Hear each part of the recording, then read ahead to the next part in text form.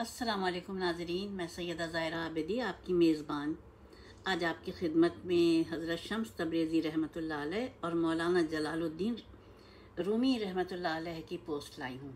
ये दोनों लाजिम व मलजूम है, इसलिए इन दोनों का तज़किरा होगा मेरी पोस्ट में। शुरू करती हूँ। बिस्मिल्लाहिर्रहमानिर्रहीम। रब्बे शरह ली सदरी व यस्सिर ली अमरी वहलुल उक़दतम मिन लिसानी यफ़क़हू क़ौली। अल्लाहुम्मा सल्लि अला मुहम्मदिन व अला आलि मुहम्मदिन कमा सल्लैता अला इब्राहीम व अला आलि इब्राहीम इन्नका हमीदुम मजीद। अल्लाहुम्मा बारिक अला मुहम्मदिन व अला आलि मुहम्मदिन कमा बारकता अला इब्राहीम व अला आलि इब्राहीम इन्नका हमीदुम मजीद। जी हाँ, तो ये शम्स तबरेज़ी जिनका मैं तज़किरा कर रही हूँ, ये तबरेज़ के रहने वाले थे और ये उस दौर में पैदा हुए थे जबकि सादातुन नस्ल होना काबिल गर्दन ज़नी जुर्म था।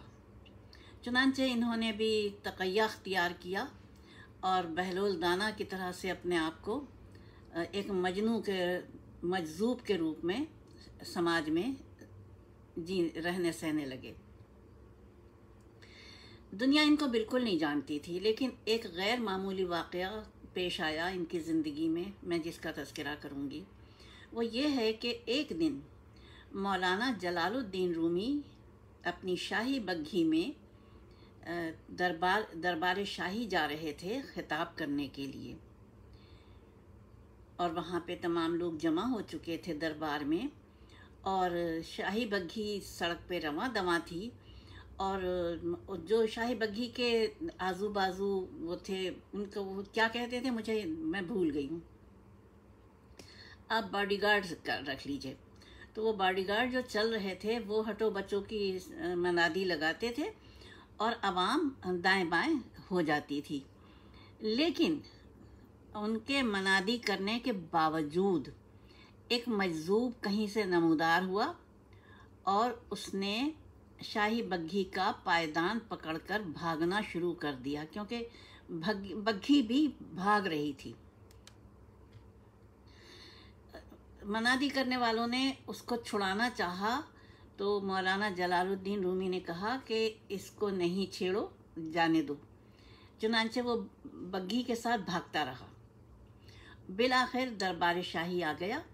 मौलाना उतरकर अपने उसमें चले गए, उनके जो साथी आए थे वो भी चले गए दरबार शाही में, और मजजूब भी दरबार शाही में दाखिल हुआ उसके अहाते में, और बजाय इसके कि वो अंदर जाता, वो दरबार के दरवाजे पर पांव पसार के बैठ गया।